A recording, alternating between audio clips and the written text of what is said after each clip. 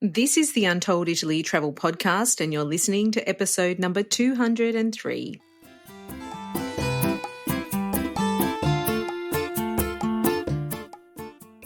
Ciao a tutti and benvenuti to Untold Italy, the travel podcast where you go to the towns and villages, mountains and lakes, hills and coastlines of Bella Italia. Each week your host, Katie Clark, takes you on a journey in search of magical landscapes, history, culture, wine, gelato, and of course, a whole lot of pasta. If you're dreaming of Italy and planning future adventures there, you've come to the right place.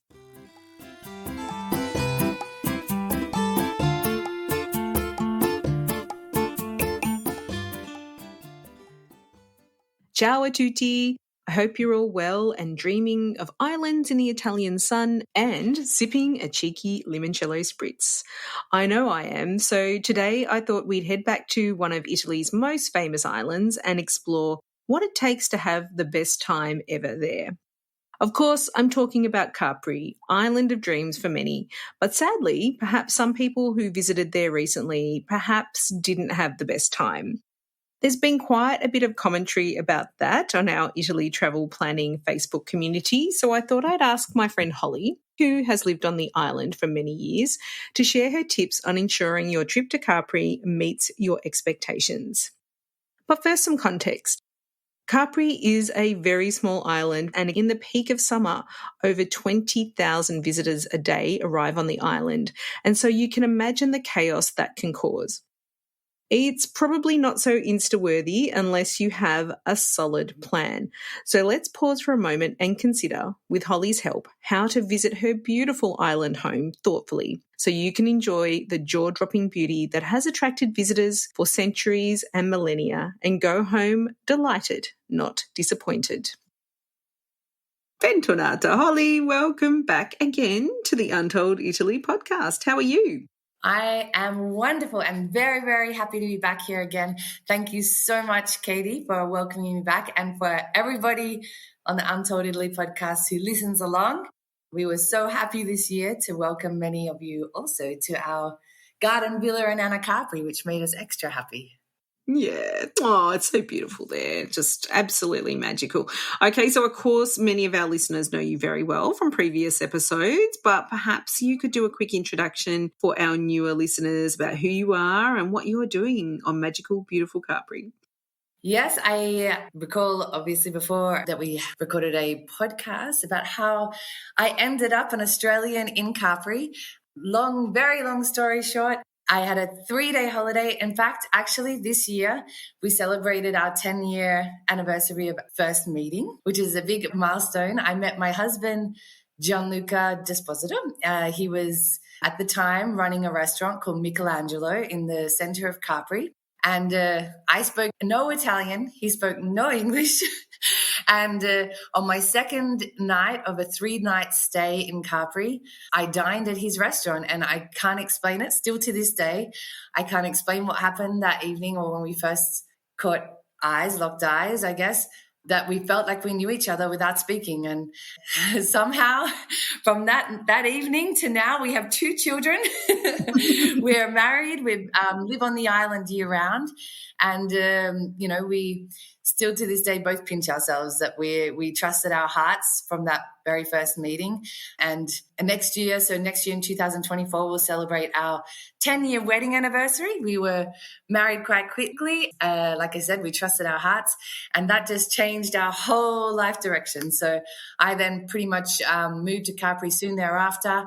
I, by marriage, inherited a restaurant, something I knew very little about because at the time I first practiced as a solicitor, and then I started my own business doing corporate advisory services. And to go from that to then working in a restaurant in a country and a culture and everything that I was unfamiliar with was an experience, but something that we did together, and we love it. So we are still to this day working in hospitality, albeit we closed our restaurant. The restaurant was very sentimental to Gianluca. It was called Michelangelo because Michele was the name of his father, and he's now with the Angels.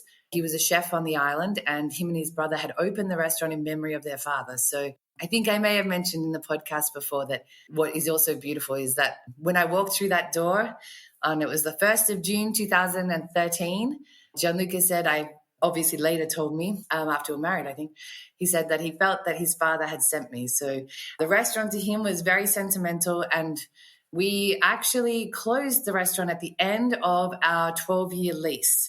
So we knew we were already closing.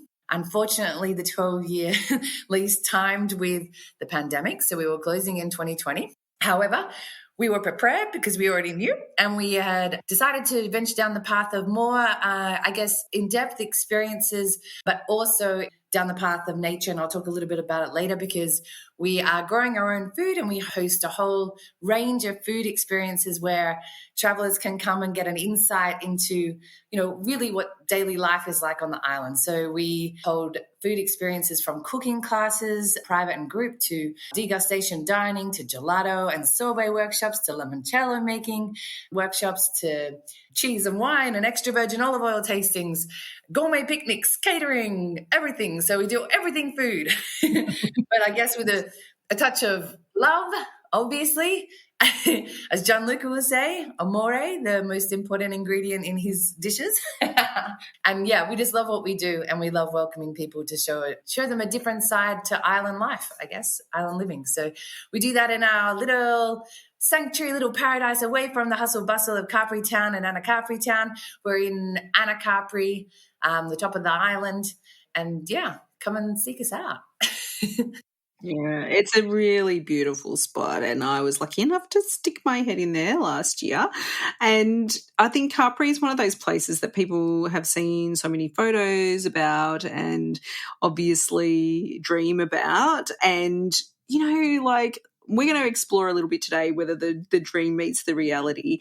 But I just first wanted to mention, though, that if anyone wants to hear the full unedited version of Holly and Gianluca's love story, they can go to episode number 42, which is where Holly tells the full story, which is really, really kind of beautiful. And I do encourage you to do that. But back to the topic at hand. So Capri is, a place that people dream about going to, and maybe for a long time they've seen a lot of things on Instagram. They may even follow Holly. They may see these beautiful rocky outcrop islands surrounded by these amazingly coloured blue seas. But unfortunately what we've heard a bit this year is, I know I have, I don't know about you, Holly, but people have been maybe a little bit disappointed with their experience because when they've arrived, it's been like a really crowded ferry and difficult to get around when they get there. And so maybe people have come on a day trip and they've kind of been stuck at the port for most of the day. So we really wanted to have a chat with Holly about,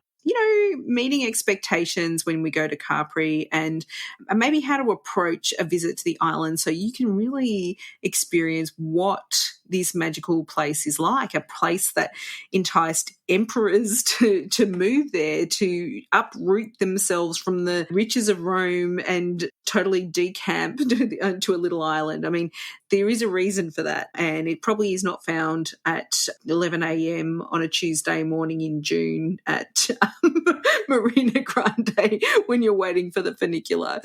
What do you think, Holly? I guess maybe the first thing I'd say is you get out what you put in to every experience. And I think the most important thing is to align your expectations when you visit the island. And I would also say the most important thing is to plan.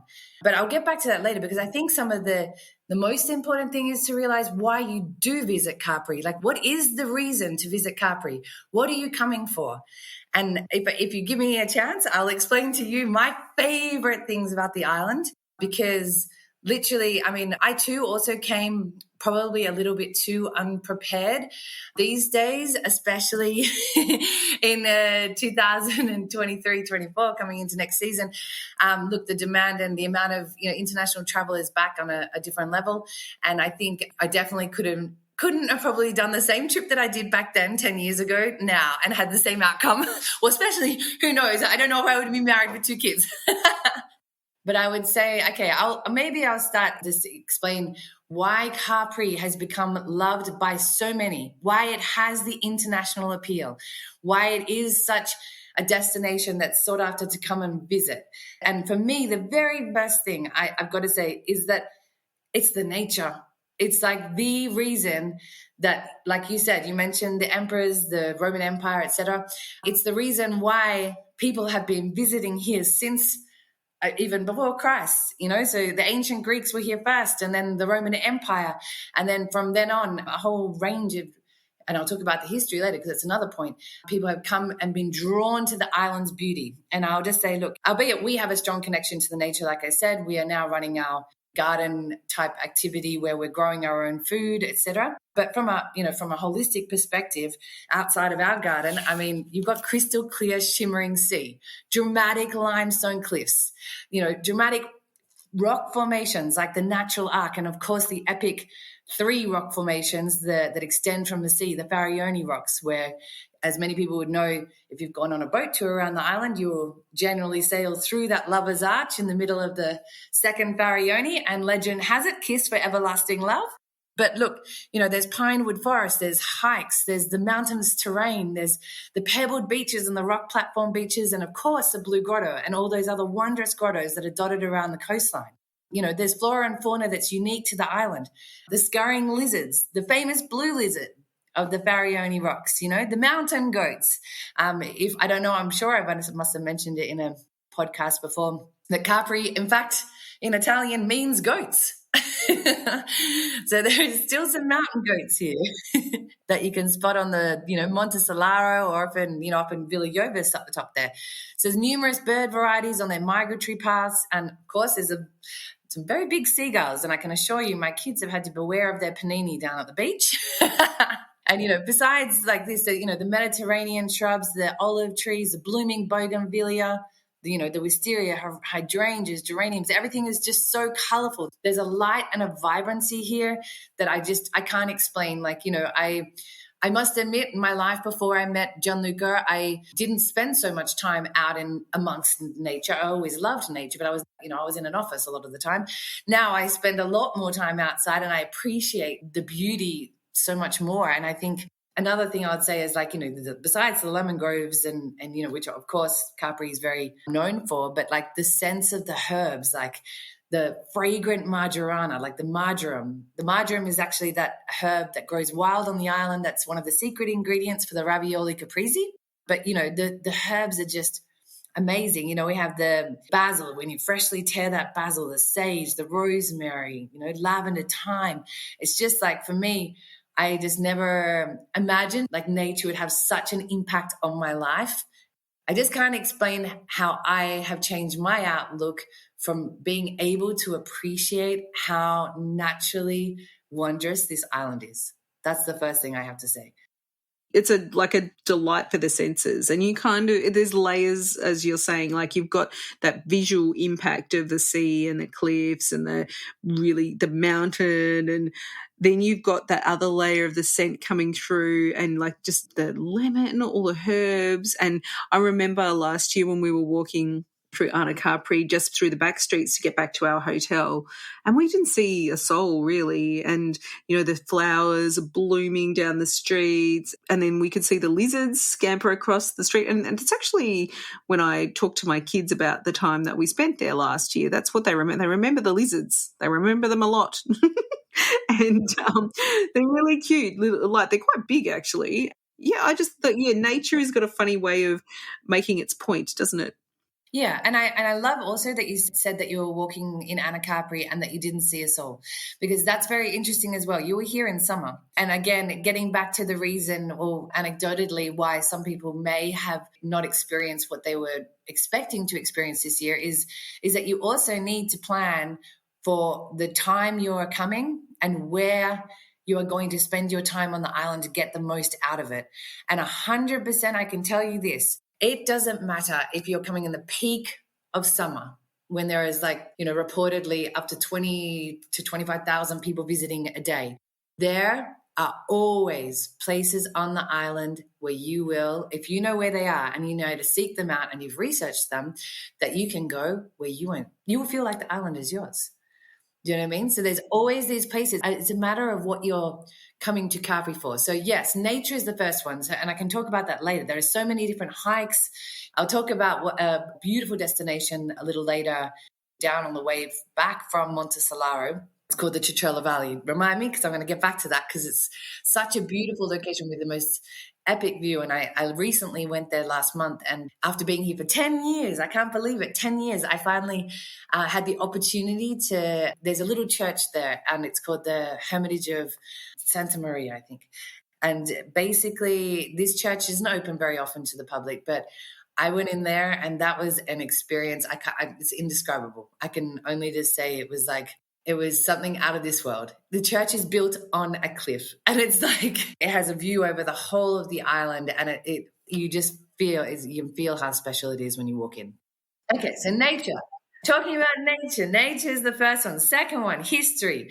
I know, there's not everyone's a history buff. I understand that. However, it's hard not to visit Capri without understanding its rich cultural history, because it actually makes the island what it is today. So importantly, and I'm sure many people will know, that the Roman Empire was ruled from Capri by Emperor Tiberius, who came here for the last 10 years of his life. And they say that he was responsible for constructing 12 villas on the island. At the moment, just 2 of those are open to the public. Villa Jovis, which is in Capri, the top of Mount Tiberio, which is in Capri town, pedestrian Capri, that you can walk up to, and it's a museum, so you can pay to enter and walk around, or get a local licensed guide. Or you could go to Damakuta, which they say was Emperor Tiberius's summer residence, which is actually not too far from our residence, and has a beautiful view of the sunset. So he knew where to put his villas, construct his villas. They sure did know. They knew everything. Like, we know nothing. Like, we're just copying. Very true. So after the Roman Empire, there was so many different influences on the island here. There were the Normans, the Turkish pirates, the English and the French battled over the island. And I guess really, when you come to modern day Capri, what was it that put Capri on the map? There was 2 things. Number one, it was the rediscovery of the Blue Grotto. Okay, so that was in 1826. So almost 200 years ago when it was rediscovered. When it was rediscovered, it actually put Capri on the map in a number of ways, because at the time there was the Grand Tour, and the intellects and the elite were traveling on the Grand Tour, and the Grand Tour stopped at Naples, and actually these visitors who were the first day trippers to Capri. But we'll talk about day tripping in a little bit. But yeah, they would come across, they would go into the Blue Grotto, and which, again, you need to know the reason why it is so famous and important to Capri's history. Not only was it rediscovered and put Capri on the map in modern day era, but at the time of the Roman Empire, it was said to have been Emperor Tiberius's nymphium, and it was actually adorned, they say, with 12 sea god statues. In 1964, 2 Caprese divers went down, and they actually extracted 4 of them from the seabed floor of the Blue Grotto. And in Anacapri, you can view them in Casa Rossa, which is a museum. And they've now done a light show where they talk about the history of these 4 sea god statues and the Blue Grotto in general. So very interesting history that the Blue Grotto has, but also the people came very first. So what put Capri on the map? The Blue Grotto, and they came to see the Roman ruins. So now I would say, in 2023, people come to see the Blue Grotto, but not so many people come to see the Roman ruins, which is, I guess, a feature of the changing, I guess, way people are traveling. But in fact, that is probably one of the most important things and important sites to see on the island, that the Roman Empire was ruled from Capri. I think it's something that people should definitely spend some time reading about and knowing and understanding before they come. Holly, there's a lot of Roman history podcasts out there, and I'm going to actually dig around and see if someone's actually done an episode on that, because I know there's probably some on Tiberius for sure. So I'll have a dig around and we'll see if, I was thinking of doing an episode on like my favourite nerd out history podcasts. So I'll dig it out and I'll send it to you and I'll let everyone know, because I feel like you're so right. It's not just one thing. And I think we've become a little bit one-dimensional, like that we want to get those photos. And yes, everyone's the same. I'm guilty as charged. I want the hot photos as well with the beautiful perfect sea, the dress. We want to make everyone jealous. But you know what? there's more to it than that. And I think that's what, Holly's trying to say, is that you've got this amazing background, but like everywhere, it's got a story to tell, and, thousands of years of history of stories in the history of this island. And yeah, it's really fascinating. So I'm going to dig out those history podcasts for you. Do. Well, I guess history also leads on to culture as well. Like, there's a rich Caprese culture here. And I think a lot of people might get lost up in the fact that, I've heard many times that we're just described on the island as just a tourist resort, or like, there's hardly any locals there. Well, sorry, I don't know. I would beg to differ. There's over 14,000 residents of the island. Year round, we live here year round. Our children go to school on the island. There is a local community here that celebrates still their customs and traditions, with or without the many travelers that are visiting. But I would urge you to definitely research before you come, to see if any of those beautiful traditional ceremonies or processions, etc., that they are holding here, whether you could be a part of them or whether you could see them, because it's also an important part when you visit anywhere in the world that you're experiencing the local traditions and customs. So what I would say is, regardless of the fact that they're, right in the middle of summer and that there's thousands of people arriving, they still celebrate here very much so. The patron saints of Capri and Anacapri, San Constanzo is on the 14th of May. San Antonio in Anacapri is on the 13th of June, and they will hold big processions for both of those. And other festivals are held, local festivals. So Settembrata in Anacapri, where they actually celebrate, the agricultural origins of, especially in Anacapri. So back in the day when they would be making wine and the olive oil, et cetera, et cetera. And there's lots of things to do, and there's lots of activity. The Chestnut Festival, one of my favorites. That's at the time that I got to go up and into that beautiful church in the Cicciolo Valley. So the Cicciolo Valley is only accessible by foot, but the whole community would get on these chairlift, hop up to the very top of the island, and then walk down. Make sure you've got comfortable shoes. I'll recommend that very much so. But yeah, when you get down to the Cicciolo Valley, it's just magical. It's like, you've got the view of the Farioni. You're up on a beautiful, your cliffside. You're in this beautiful picnic area. Oh my gosh, it's just stunning. And then you've got the church there and an abandoned solar observatory. It's just, I can't explain it. The things that you just have to see to believe sometimes.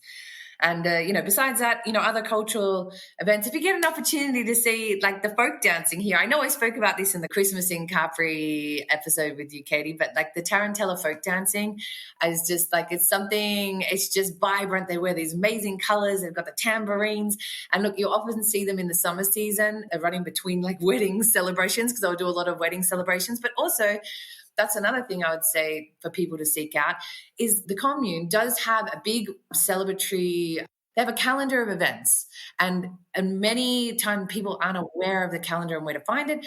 But yeah, if you ask your hotel concierge, et cetera, there are a number of things: musical concerts, theatres, plays, concerts in the piazza that are going on. And often you will see a concert in the piazza with the Tarantella, the folk band.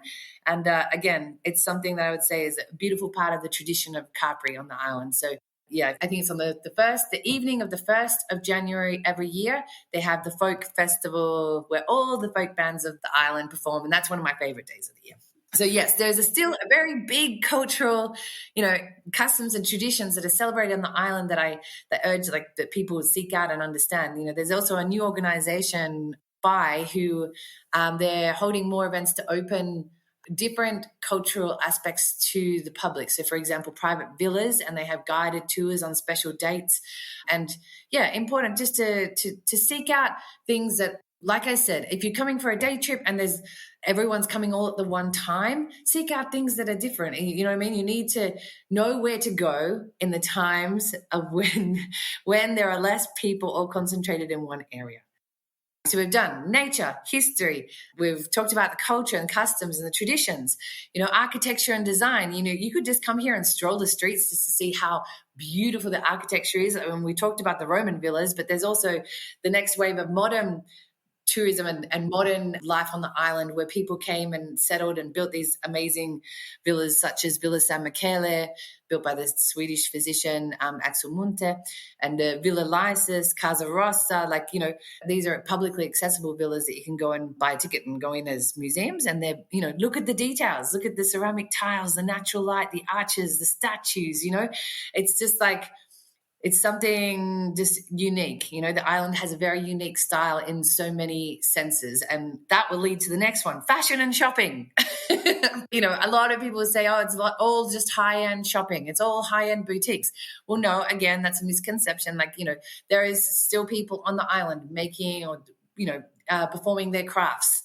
And you've got ceramic makers, we have the sandal makers, you know, there are people still on the island making different clothing, jewelry, etc. So I think, you know, yes, in Capri specifically, less so in Anacapri, people seem to be attracted to the big name brands, luxury designer brands. But I would say that's not just Capri. You know, wander off to the little cobblestone laneways one way or the other way, and you'll come across a little cute locally run boutique, you know, making beautiful whatever it might be that floats your boat. I don't go shopping frequently. When I do, I think about it a lot, because I'm thinking about, like, how am I supporting the island? And, you know, I like to support the local artisans along with, you know, locally run stores, etc. So fashion and shopping, yes, 100% a reason to visit Capri. Everybody knows the piazza is is the living room of the world. You sit there to people watch. It's like the chairs are all positioned so that they're outward looking, and everyone's enjoying their aperitivo with a spot of people watching. Do you need to book or? No, in the piazza, no.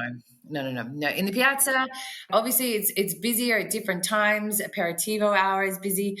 During the daytime it's busy, but it's different again. It really depends. And again, like, I'm going to quickly go through the last reasons why I'm saying you should visit Capri, what should be your expectation, but also I'll talk about the timing of when you go places, so that then hopefully that you're not caught up in crowds and you're getting the best out of your visit to the island. But I'll quickly run through that. I'll say that, look, you know, the food on the island, yeah, I've talked about that in episode 160. Capri has a lot of international influence. However, there are dishes that are island born, and they are, you know, still enjoyed in Caprese casas. And as you would know, we have a cooking school, and of course we teach how to make many of these dishes. Or if you want, you can come and just enjoy them and get Gianluca to cook them for you. And of course, you know, people come to visit because of the hype. I know, you know, popular culture, the social media, the nightlife, you know, the perception of Capri being an island of VIPs and etc. So I will say, you know, look, that's definitely a part of what I feel many people are coming to visit, but it should really be one part. You know, like I've just already prefaced, there are so many other reasons why Capri is a destination that people have fallen in love with for centuries. But the popular culture and nightlife, of course, a lot of people are attracted also to that. And, you know, that's equally understandable. So what would I say? So there are all of the reasons why you should come to Capri.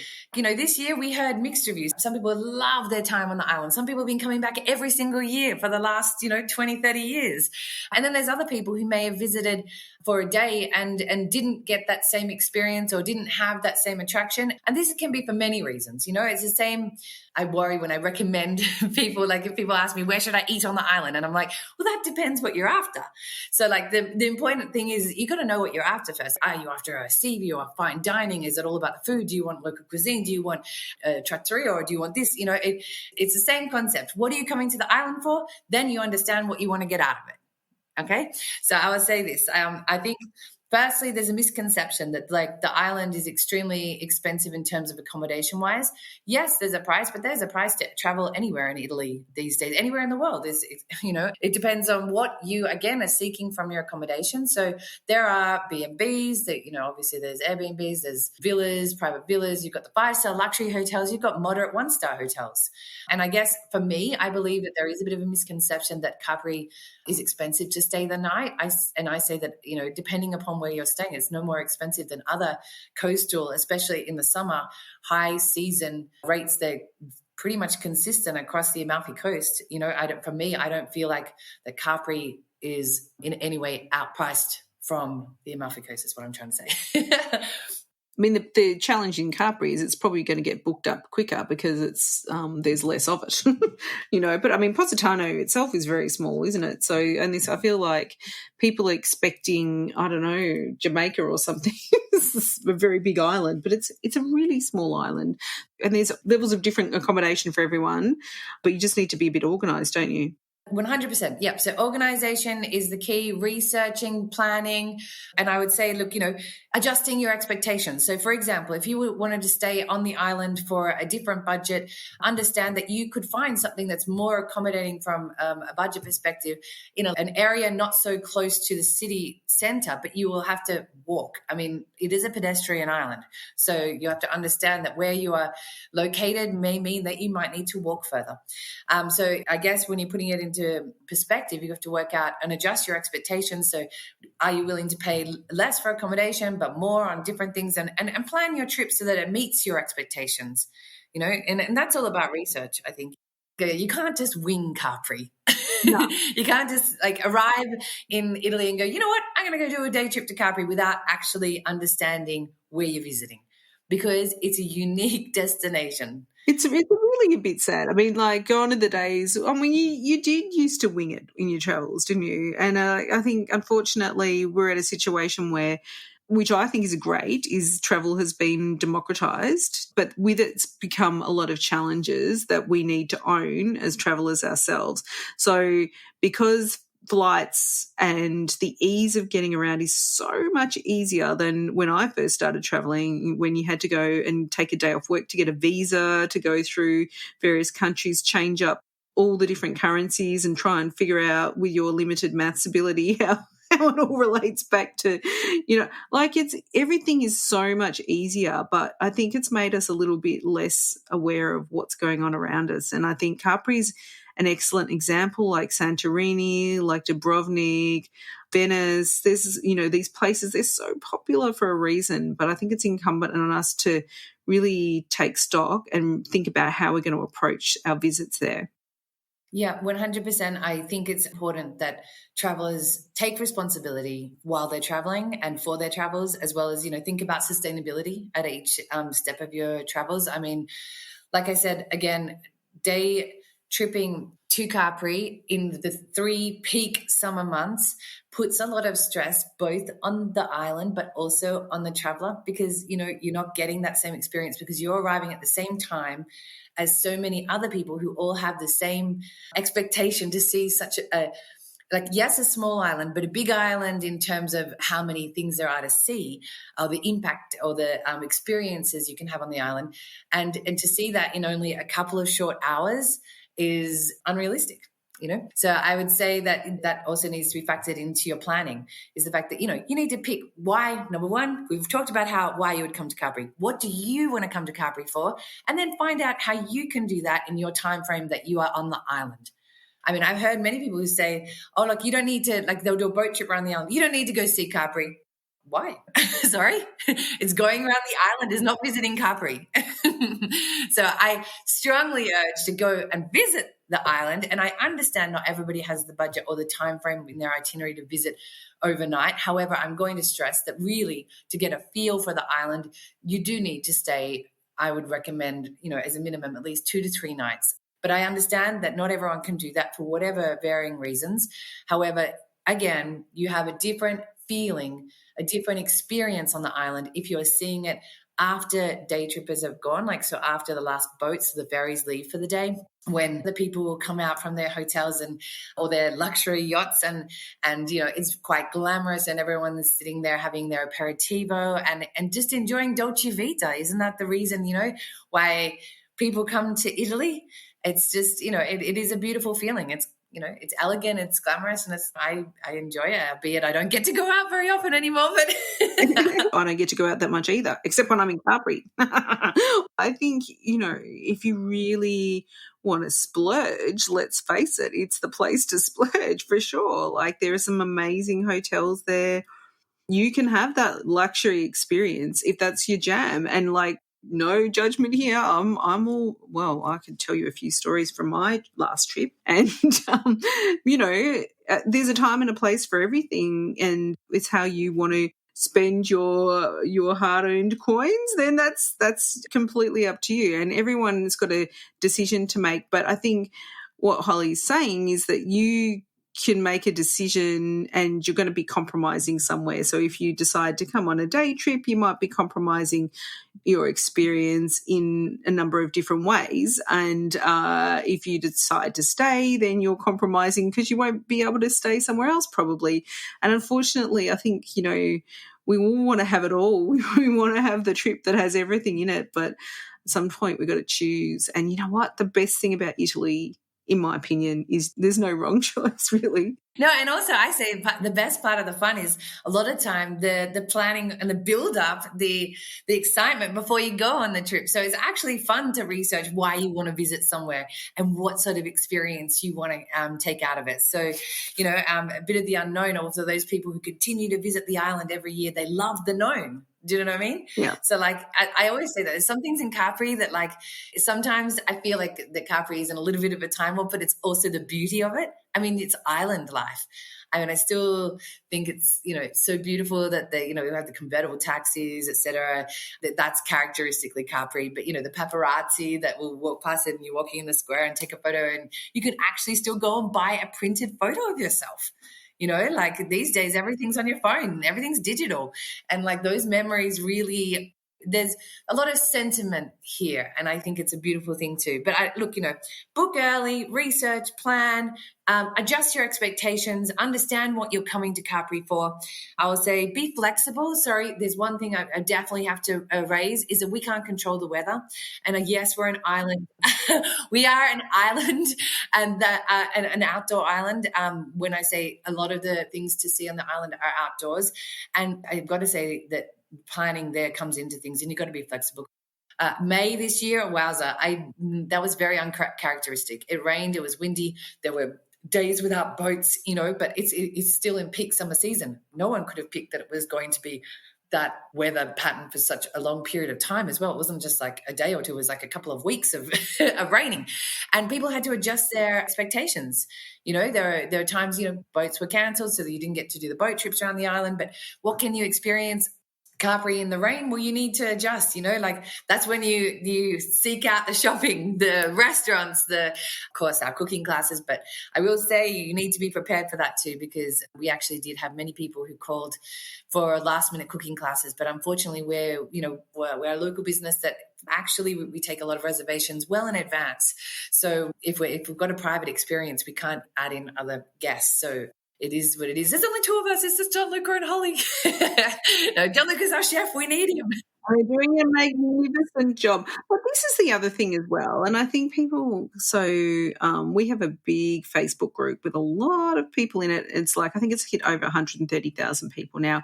And for somehow, we've always been talking about you need to have experiences, don't just have this bucket list of things you want to see. And now it's almost become like a bucket list of experiences. And it's I have to do a cooking class, or I have to do a golf cart tour. And it's well, stop.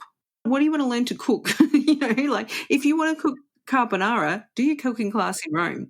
If you want to learn tortellini, you need to go to Bologna or Emilia-Romagna and learn. If you want to go and torta caprese, then you go to Holly and Gianluca for sure. And, there is a myriad of dishes that they can teach you, which are all delicious. But I think, people have just got this, I've got to do a cooking class when I'm in Italy and, tick, tick, tick. And I think we just need to all just really go back to our roots and just find out what it is that we love. For example, I love baby goats. So that's what I like to seek out, the goat's cheese farm.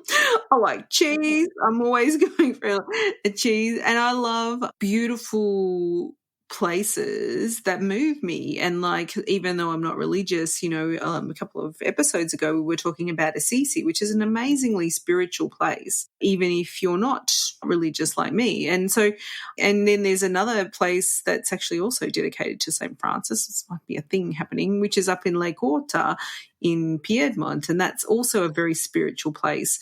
And so I feel like I feel like I'm responsible and I feel bad about it. But we just all need to try and relax into our trip a bit more. And yeah, let's go for those experiences that we really want to have, but have that flexibility, as you say, Holly, to adjust and adapt. And it's usually when you do that, that's when the best things happen anyway, I find. Okay, can I just say, I'm only going to finish on this note. Like my trip to Capri, again, I say I don't know if I would ever have had that same experience that I had 10 years ago now, just given the changing platform of the world and global travel. However, I will say that I went on that trip. I don't know if I mentioned in the first podcast. I was in Australia. Felt like I was a bit stuck in a rut, and I just decided to book a return ticket, and I think it was 6 or 8 weeks in Italy with no itinerary. I had no itinerary. I only had the very first night booked in Milan. That's it. Then I woke up in the morning and I was like, where to first? And I'll reiterate this because it's just, I believe so many things. When I say I pinch myself, like about how my life has changed in such a short period of time and how dramatically it has changed. I was never even supposed to come to Capri. So actually, I was 4 weeks into the trip and someone had said to me, why don't you go and visit Ischia? And I thought, okay, I'd never heard of it and I'd never heard of Capri. So sorry, all the things I'm telling you to do, like to research and to plan, et cetera, come out of experience. I didn't. I didn't research. So look, I now know that, and especially again, because it's a different world, that we do need to do those things. But back then I didn't. So what did I do? I put in Ischia into Google. What came up was the Faraglioni rocks. And I didn't know that they weren't in Ischia. And I just went, wow, what are these rocks? These are the 3 epic rocks that extend from the sea and that have such an impact on Capri and the viewpoints, etc. Anyway, I clicked on them and it went through to the Hotel Luna in Capri Town. And this is how it all began. So I just looked at this website and I was like, oh my gosh, this just looks something like out of the backdrop to a film set. And I've got to call this place. I wonder if they have any availability. I still at this stage didn't know that they weren't in Ischia. I called and I said, hi, do you have any availability? And they said, actually, we just had a cancellation. If you come tomorrow, then we've got 3 nights. And so then I said, well, what's the address in Ischia? And they go, oh, no, we're in Capri. I was like, okay, well, I'll go there too. So it's like, I just think those moments of destiny where you've got flexibility, they literally changed my life.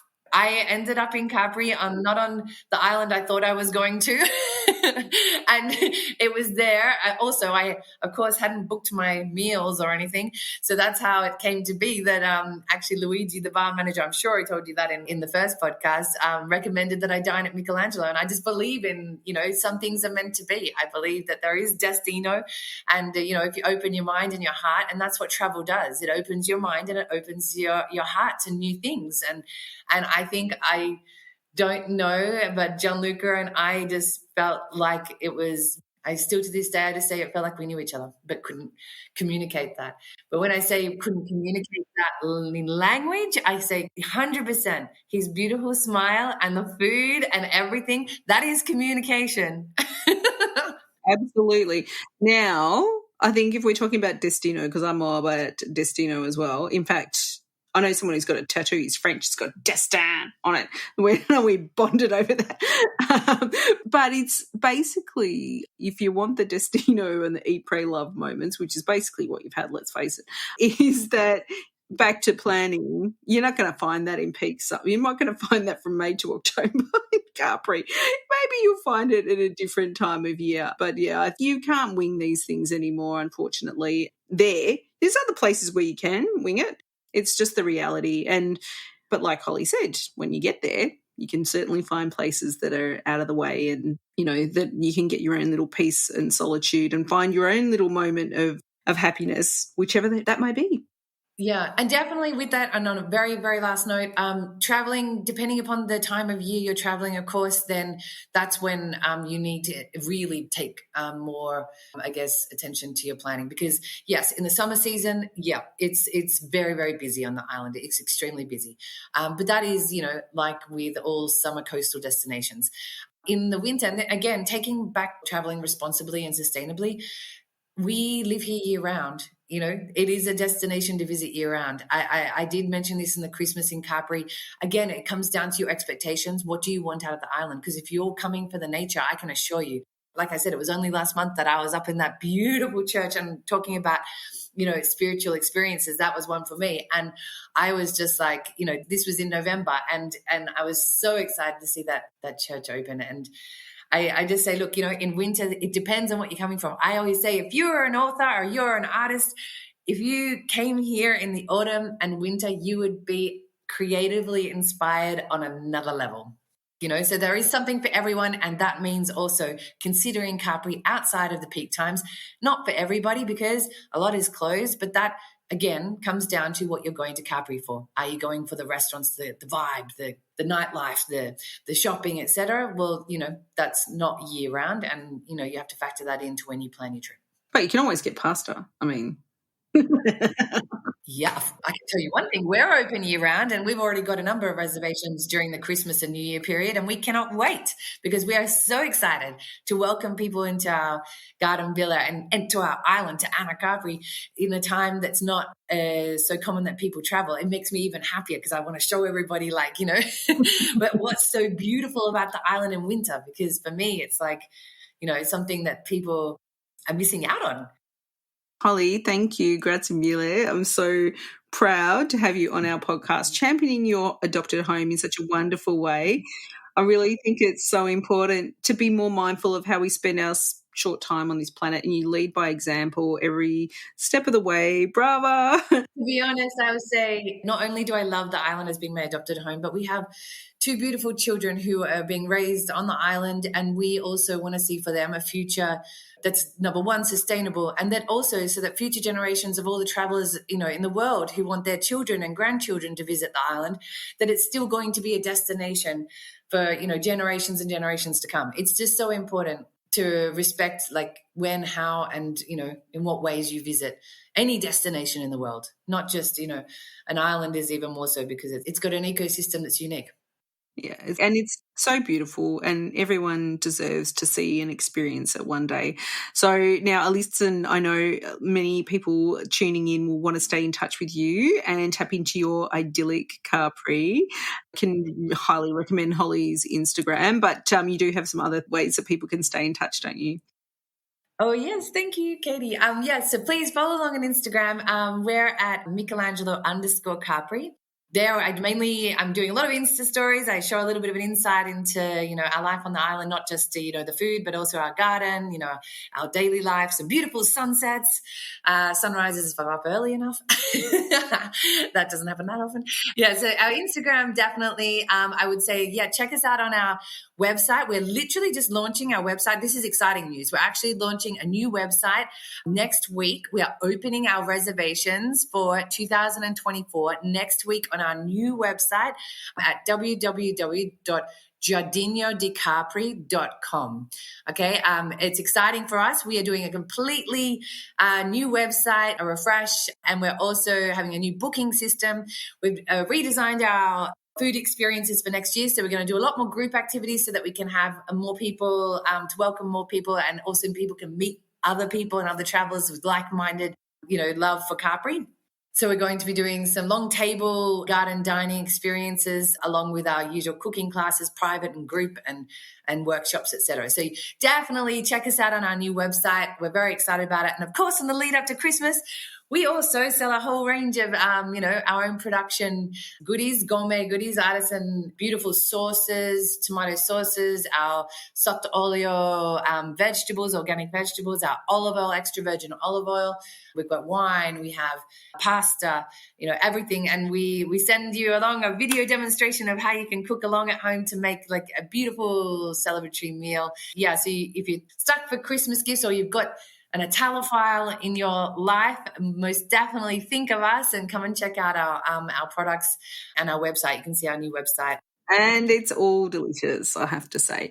So, grazie mille, Holly. Let's chat again very soon, and congratulations on all the developments there at Michelangelo Capri and Giardino di Capri. Yes, thank you. Thank you, Katie. Thank you to everyone for listening along. And please, if you book an experience, let us know if you're a podcast listener because we love meeting you when you come. So, yes, most definitely let us know. And thank you very much. Ciao. Ciao, ciao. Listeners, I love Capri, though probably not as much as Holly does. There's something about the light, the natural wonders, and floral and herbal fragrances wafting over you on a sea breeze that are absolutely bewitching. Now, to ensure our experiences there are delightful like this and do not involve being squashed into the funicular after a very long wait in the sun, it's really up to all of us to be a bit more thoughtful about planning our trips there. Consider the season, where you'll stay, and what you want to do and how you want to experience this beautiful island. Staying a little longer or overnight may mean you miss out on another place, but like I always say, you can't go wrong in Italy. Make your choice, do your research, and own it, and you'll have an amazing time.